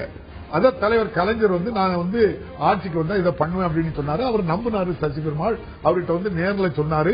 இப்ப அதெல்லாம் தாண்டி மக்களே, பெண்கள், மாற்றுத்திறனாளிகள், மாணவர்கள் எல்லாம் மிகப்பெரிய அளவுல கொந்தளித்து மதுவை நிறுத்துங்க அப்படின்னு சொல்லிருக்காங்க. இந்த அரசு நீங்க முதல்ல கேட்ட மாதிரி அதுக்கு ஒரு சரியான பதில் அந்த கேரளாவில் நம்முடைய முதல்வர் சொல்றாரு. இவ்வளவு சீரழிவுகள் இருக்கு, இதை நாங்க படிப்படியா செய்வோம், இப்படி செய்வோம் அப்படின்னு சொல்லக்கூடிய ஒரு எதிர்பார்ப்பு இந்த அரசுக்கு இருந்து கிடைக்காது. அது எங்களுக்கு தெரியும். நம்முடைய தளபதி அவர்கள் நேற்று புழல் சிறையில் இருந்த அடிபட்ட மாணவர்களை பார்த்து ஆறுதல் சொல்லிட்டு நேற்று பேசும்போது அவர் சொன்னாரு, நிச்சயமாக நாளைக்கு தேர்தல் வருது, திமுக ஆட்சிக்கு வருது, நிச்சயமாக இந்த மதுவிலக்கை அமல்படுத்துவோம். நிச்சயம் மதுவிலக்கு போராட்டம் ஒரு பக்கம் இருக்க, தேர்தலும் தேர்தல் கண்ணோட்டமும் அரசியலும் எந்த அளவுக்கு இந்த விஷயத்துல மேலோங்கி இருக்கிறது அப்படிங்கறதையும் நாம் பார்க்க வேண்டியிருக்கிறது. அரசாங்கம் ஒரு பக்கம் இந்த விவகாரத்துல தன்னுடைய நிலைப்பாடு பற்றிய ஒரு மௌனம் காக்கிறது அப்படிங்கறதையும் பதிவு செஞ்சாகணும். இந்த ஒரு கோரிக்கையில தனக்கு ஏற்பா இல்லையா, நடைமுறைப்படுத்த போகிறதா இல்லையா அப்படிங்கறது அரசாங்கத்திலிருந்து ஒரு தெளிவான விடை இல்லை. வன்முறையும் அரசியலும் இதுல மேலோங்க கூடாது அப்படிங்கிற ஒரு பார்வை நிச்சயமாக இருக்கவே செய்கிறது. இது ஒரு கோரிக்கையிலையும் இந்த போராட்டங்களிலும் அரசியல் கட்சிகள் எடுத்துக்கக்கூடிய விஷயத்திலையும் மதுவிலக்கு போராட்டத்திலையும் நியாயம் இருக்கவே செய்கிறது. அது வேறு திசையில, ஆரோக்கியமற்ற திசையில பிரயாணிக்க கூடாது, நல்ல விளைவுகளை கொண்டு வரணும் அப்படிங்கிறது தான் எல்லாருடைய பார்வையும். நிகழ்ச்சியில் பங்கு பெற்ற திரு சத்யா அவர்களுக்கும், திரு அப்பா அவர்களுக்கும், பானு கோம்ஸ் அவர்களுக்கும், திரு CR சரஸ்வதி அவர்களுக்கும், பார்த்த நேர்களுக்கும் நன்றி.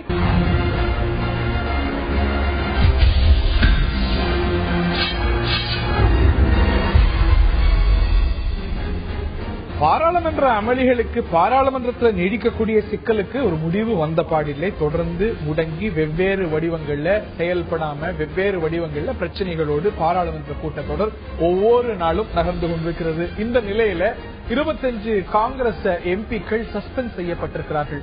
ஜனநாயகம் குழி தோண்டி புதைக்கப்பட்டிருக்கிறது என்று காங்கிரஸ் உட்பட மற்றும் பல கட்சிகள் பாராளுமன்ற வளாகத்தில் போராட்டம் நடத்தி வருகிறார்கள்.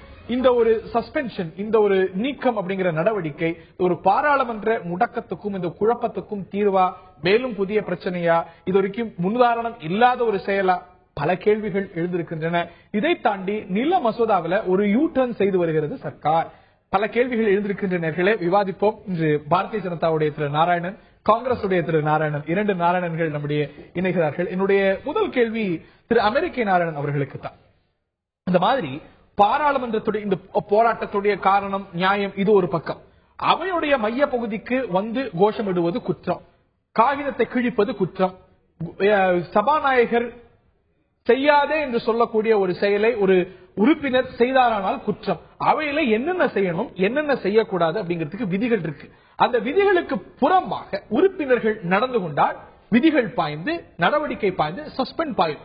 அதன் அடிப்படையில தான் இன்னைக்கு இந்த மாதிரியான டாக்டிக்ஸ்ல, டிஸ்ரப்ஷன் டாக்டிக்ஸ்ல ஈடுபட்டு காங்கிரஸ் உறுப்பினர்கள் முன்பு செய்யப்பட்டது போல, அதற்கு முன்பு செய்யப்பட்டது போல, முந்தைய பல ஆட்சிகள்ல செய்யப்பட்டது போல இன்னைக்கு இந்த நிலையில சஸ்பெண்ட் செய்யப்பட்டிருக்காங்க. இதுல என்ன சட்டவிரோதம், என்ன ஜனநாயக படுகொலை? சட்டவிரோதம்னு நாங்க சொல்ல, சட்டத்துப்படிதான் செஞ்சிருக்காங்க. ஜனநாயக படுகொலை எங்க? நிச்சயமாக ஜனநாயக படுகொலை. ஒரு பாராளுமன்றம்ன்றது எதிர்கட்சிகளும் பங்கு பெறுவதுதான் ஒரு ஜனநாயகமா இருக்க முடியும். எதிர்கட்சிகளை ஒழித்து விட்ட ஒரு பாராளுமன்றம் ஜனநாயகமா இருக்காது. அது ஒரு பாசிசமா தான் இருக்க முடியும். அதற்காக இந்த அடிக்கோல் இடப்படுகிறதுன்றதுதான் எங்களுடைய இது. இதற்கு பல எதிர்கட்சிகள் பங்கு கொள்ளணும். எதிர்கட்சிகள் கோஷம் எழுப்பி, எதிர்கட்சிகள் விதிகளுக்கு புறம்பான விஷயத்தை செய்வதுதான் நல்ல பாராளுமன்றம். இந்திய ஒவ்வொரு பாராளுமன்றத்துக்கும் ஒரு மரபு உண்டு. எப்படி இவர் சொன்னார், சோம்நாத் எங்க கட்சியை விட்டுருங்க, பிஜேபி விட்டுருங்க. முந்தைய சோம்நாத் சாட்டர்ஜி என்ன சொல்றாங்கன்னா, டிஸ்ரப்ஷன்ஸ் பத்தி X speaker Somnath Chatterjee said occurred because an outnumbered opposition saw them as a part of their democratic process. To thwart them by invoking the rule book would be condemned as by all the parties because it's against democracy. ஏனென்றால் சோம்நாத் சாட்டர்ஜி ஒரு சுயசரிதை எழுதியிருக்கிறார், ஒரு பெரிய புத்தகம். அதுல இந்த மாதிரியான அமளி துமளிகள் அப்படிங்கிறது எந்த அளவுக்கு நம்ம பாராளுமன்றத்தை கேலி கூத்தாக்குது.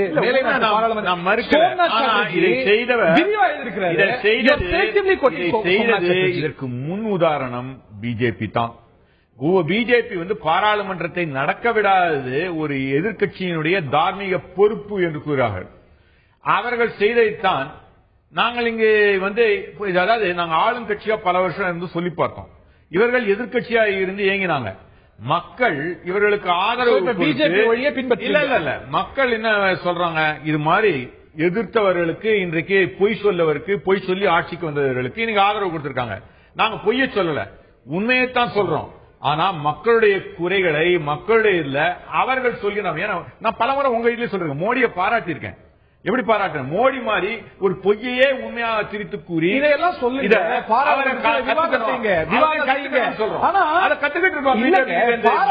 பிரச்சனைகளை எப்படி எடுத்து சொல்வது, மக்களுக்கு புரியாம சட்டத்துக்கு, பாராளுமன்ற சட்டத்துக்கு விரோதமாக, பாராளுமன்ற விதிகளுக்கு புறம்பாக கோஷம் எழுப்பி எதையெல்லாம் குற்றம் சொன்னீங்களோ அந்த குற்றத்தை எல்லாம் செய்துதான் செய்வோம் அப்படின்னா பாராளுமன்ற ஜனநாயகத்தை கேள்வி கூட்டக்கூடிய செயலை சொல்ல வந்தேன்.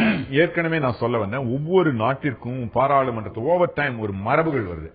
அமெரிக்கால முடக்க கொஞ்சம் பாருங்க,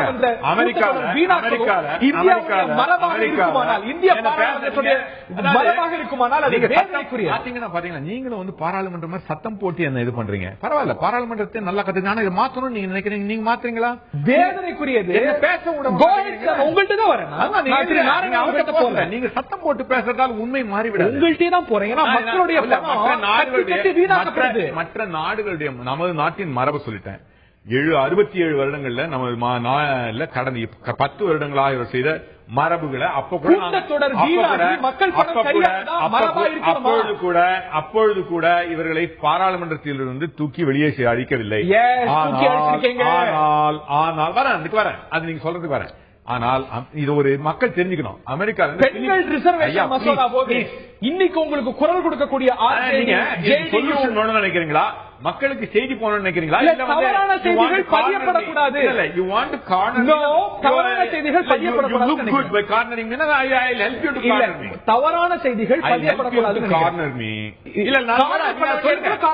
உங்களுக்கு தவறான செய்திகள் பதியப்படக்கூடாது. நேரம் நான் எடுத்துக்கொள்ள முடியாது, நீங்க என் நேரத்தை எடுத்துக்கொள்ள முடியும். உங்கள் நேரத்தை என்னைக்குமே எடுத்துக்கொள்ள முடியாது. அதனால உங்களுக்கு நீங்க சொல்லுவீங்க. I just want to pass a comment. Filibusterன்னு ஒரு இது உண்டு. ஓகே, யுஎஸ் செனட்ல பிலிபஸ்டர்னு உண்டு. ஒருத்தர் 8 மணி நேரம் ஒருத்தர் ஈல்டு பண்ண பிறகு தான், ஒருத்தர் பேசி முடித்த பிறகுதான் இன்னொரு பேச முடியும்.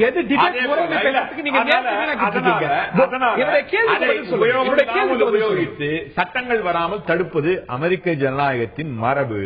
அதே போல இவர்கள் மரபு ஏற்படுத்தி பாராளுமன்றத்தில் வெல்ல வந்து இவங்க கொடியை பிடிச்சிட்டு நிறுத்திருக்காங்க. நீங்க சொன்னதுக்கு இப்ப வரேன். நாங்க போன 2013 இது பண்ணோம். இரண்டு, அதாவது எங்க கட்சியை சேர்ந்தவர்களையும் டிடிபி சேர்ந்தவர்களையும் இது பண்ணோம். எங்க கட்சி சேர்ந்தவர்களே பண்ணோம்.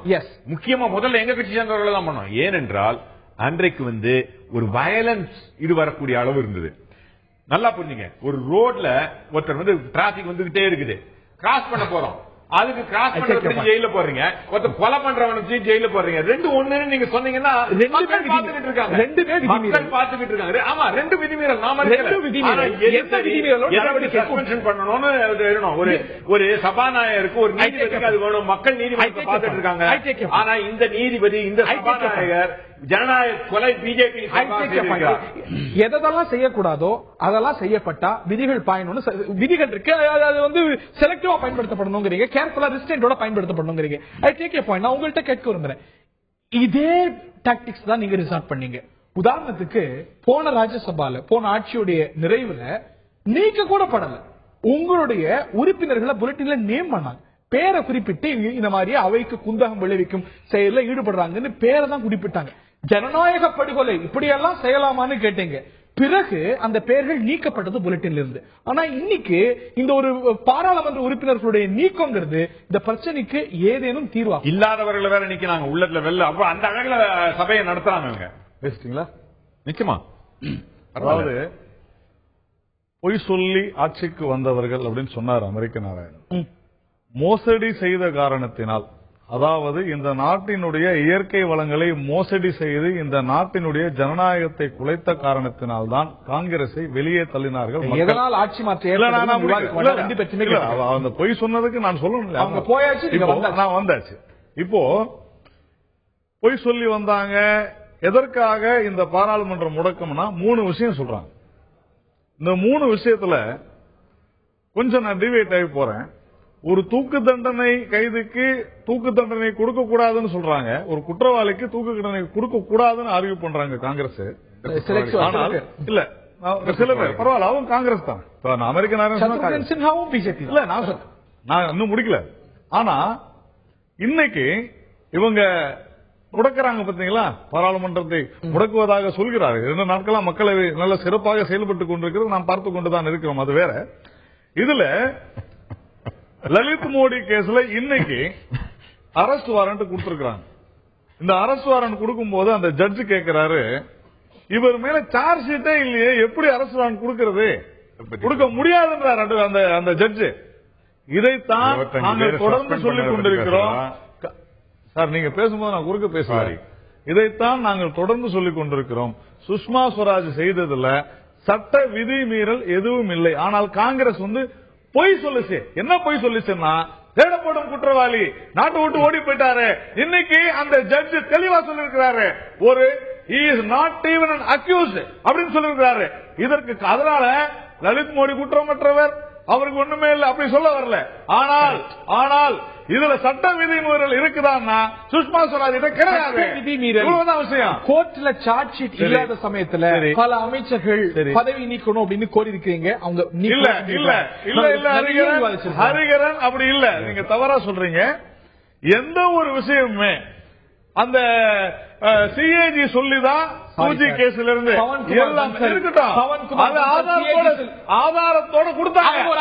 ஆதாரம் இருக்கு, சட்ட விதிமீறல் இருக்கா? இதனால இந்திய நாட்டுக்கு இவ்வளவு லட்சம் கோடி நஷ்டமா இருக்குல்ல. லஞ்சம், ரயில்வே அமைச்சர் எங்க ஊழல்? நீங்க தப்பா சொல்றீங்க. இதுல ஊழல் எங்க இருக்குது? நான் சொல்றேன், ஊழல் எங்க இருக்குது? கிடையாது. இவங்க நான் முடிச்சிருக்கேன். நான் என்ன சொல்றேன், பதில் சொல்ல நீங்க அவருக்கு அதிக நேரம் கொடுத்தீங்க. I take you point. என்னுடைய கேள்வி அப்படிங்கிறது இதே போல பார்லிமெண்ட்ல நம்ம இஷ்யூட மெரிட்டுக்கு பேசினா விரிவா பேசலாம். ஏற்கனவே பேசிருக்கோம், இனியும் பேச போறோம். That's not the question. நான் ஒரே வரியில சொல்றேன். உங்களுடைய பாராளுமன்ற உறுப்பினர் பேர் தான் குறிப்பிட்டாங்க, வைக்கிறாங்கன்னு. ஐயோ ஜனநாயக படுகொலைன்னு கத்தினீங்க. இன்னைக்கு நீக்கினாங்க. சரியான நடைமுறை. நான் என்ன சொல்கிறேன், எந்த ஒரு விஷயமுமே ஊழலோ அல்லது விதிமீறல்களோ இல்லாத ஒரு விஷயத்தை கையில எடுத்துக்கொண்டு தேவையற்ற அனாவசியமாக பாராளுமன்றத்தை முடக்க வேண்டும் என்கின்ற ஒற்றை அஜெண்டாவுடன் செயல்படுகிறது காங்கிரஸ். இதற்கு ஒரே உதாரணம், வெங்கையா நாயுடு முதல் பாராளுமன்ற தொடர், போன பாராளுமன்ற தொடர் முடிஞ்ச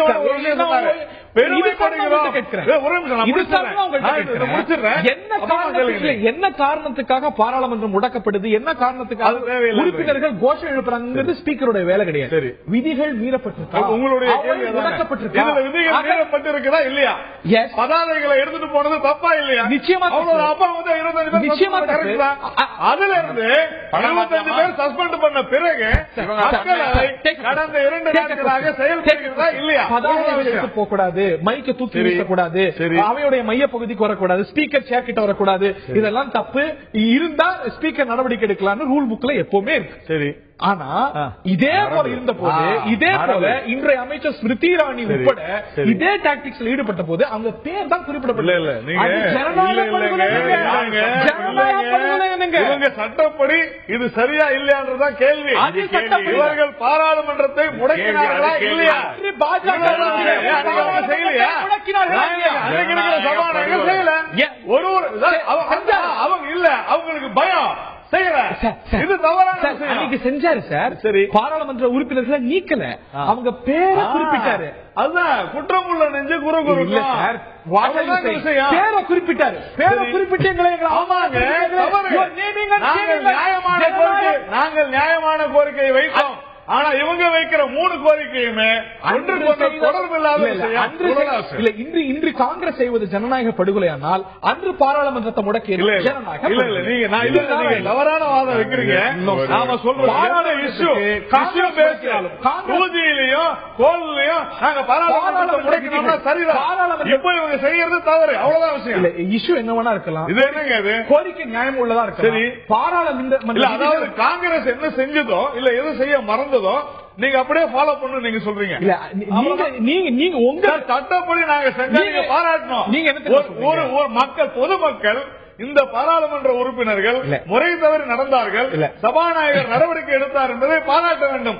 அதை விட்டு அந்த சபாநாயகர் செய்யவில்லையே, அதனால நீங்க எங்களுக்கு வந்த ரத்தம் சொன்னீங்க, நீங்க தானே சொன்னீங்க.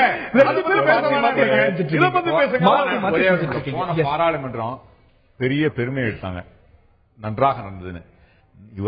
ராஜ்யசபா 46 பில்ஸ் நாங்க வந்து இப்போ பாஸ் பண்ண விட்டுருக்கோம். எங்களுடைய உதவியுடனும் ஆதரவுடன் தான் நடத்திருக்காங்க. அதுல வந்து எங்களுக்கு, அதாவது தாங்கள் வந்து ஆளும் கட்சிக்கு அதிக பொறுப்பு உண்டு, எதிர்கட்சிக்கும் பொறுப்பு உண்டு. இவர்கள் இந்த ஆளும் கட்சி பொறுப்பில்லாமல் நடந்து கொள்கிறார்கள் என்பதுதான் எங்களுடைய குற்றச்சாட்டு. நாங்க என்ன சொல்றோம், நிச்சயமாக 46 பில்ஸ் பாஸ் பண்ண வச்சிருக்கோம் பாராளுமன்றத்தை, பொறுப்போட நடந்துகிட்டோம். இன்னைக்கு பாத்தீங்கன்னா இந்த நில அபகரிப்பு சட்டத்துல இன்னைக்கு பல்டி அடிச்சாங்க. முதல்ல எங்களை பார்த்து சிரிச்சாங்க. காந்தி சொன்னதை நான் நீங்க கோட் பண்றேன். நில அபகரிப்பு சட்டத்துல they will first they will ignore you, then they will laugh at you, they will fight you, finally win. முதலில் உங்களை புறக்கணிப்பார்கள், பிறகு உங்களை பார்த்து சிரிப்பார்கள், பிறகு உங்களிடம் நேரடியாக சண்டை போடுவார்கள், நீங்கள் வெற்றி அடைந்தீர்கள். அது மாதிரிதான் நாங்க இன்னைக்கு காந்தி சொன்ன மாதிரி நில அபகரிப்பு சட்டத்தை இன்னைக்கு பேக் அடிச்சாங்களா இல்லையா? இது வந்து உண்மையான காந்தி வழியில பண்றோம். அதனால இது வந்து ஒன்று. இரண்டாவது, குறுக்கிடல, இதுக்கு பதில் வாங்கிட்டு நான் மீண்டும் வரேன். பிகாஸ் ஒவ்வொரு விஷயத்துக்கு பதில் வாங்கிடலாம். நில ஆர்ஜித சட்டத்துல கவர்மெண்ட் ஒரு யூ டர்ன் எடுக்க வருகிறது அப்படிங்கறதா இன்னைக்கு புரிதல். இன்னைக்கு இவ்வளவு பாராளுமன்ற 3 முறை ஜனநாயக மரபு மீறினாங்க. அதுக்காக என்ன ஜனநாயக மரபு இருக்கு? ஆர்டினன்ஸ் பல இந்திய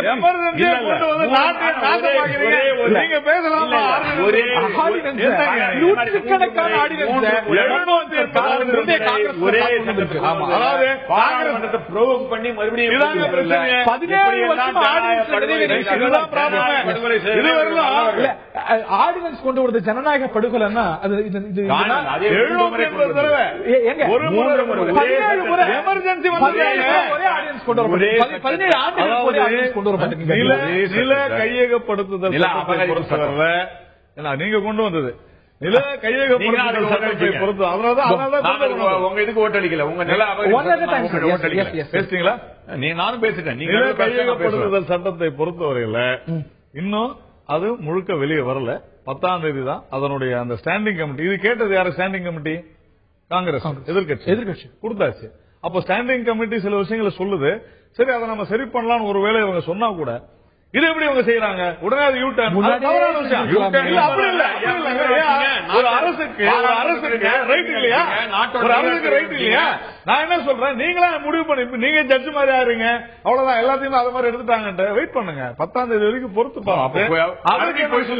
அப்ப பாப்பா. நீங்க மோசடி செஞ்ச மாதிரி தான் எப்போதும் செஞ்சிட்டு இருக்கிறீங்க, அது வேற. ஆனா நான் சொல்வது, இன்றைய சபாநாயகர் விதிகளை மீறினாரா?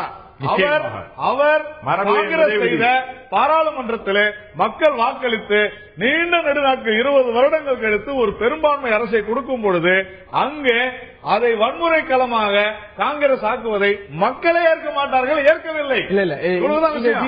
ஜனநாயக மீறல், விதிமீறல் எங்க இருக்கு? விதிமீறல் ஆமா. நீங்க ஜனநாயகம் என்பது விதிகளை கொண்டு மட்டும் எழுதுவது ஜனநாயகம் அல்ல. காங்கிரஸ் என்ன சொல்லுச்சோ நீங்க பாருங்க, நீங்க குடிக்கிறீங்க, தப்பு இல்லைங்க, பேசுங்க. மரபுகளை மீறுவதும் ஜனநாயகம், ராஜீவ் காந்தி மீறினார். மரபுகளை மீறுவதும் ஜனநாயகம் தான். சில நேரங்கள் நானே ஒத்துக்கிட்டேன். 2013 செய்தோம் எங்களுடைய எதிர்கட்சி உறுப்பினர்களை ராஜீவ் காந்தி சர்க்கார் இருந்தபோது சாலை கடக்கிறதும் தவறானதை கடக்கிறதும் ராஜநாராயண் கொலை செய்வதும் விதிமீறல் தான். ஒன்னா பார்க்கணும். இதே போல உறுப்பினர்கள் தக்கர் கமிஷன் ரிப்போர்ட் கேட்ட போது என் மாசம் சஸ்பெண்ட் செய்யப்பட்டாங்க. இதே மாதிரி நடவடிக்கைக்கு மகளிர் ரிசர்வேஷன் மசோதா வந்த போது இன்னைக்கு உங்களோட குரல் கொடுக்கறாங்கல்ல, அந்த கட்சி உறுப்பினர்கள் தூக்கி வெளியே எரிஞ்சிட்டு தான் அதுக்கான விவாதமும் நடந்து வாக்கெடுப்பும் நடந்தது. சொல்றேன். போன 2013 நாங்க செய்தோம். எங்க கத்தி யார்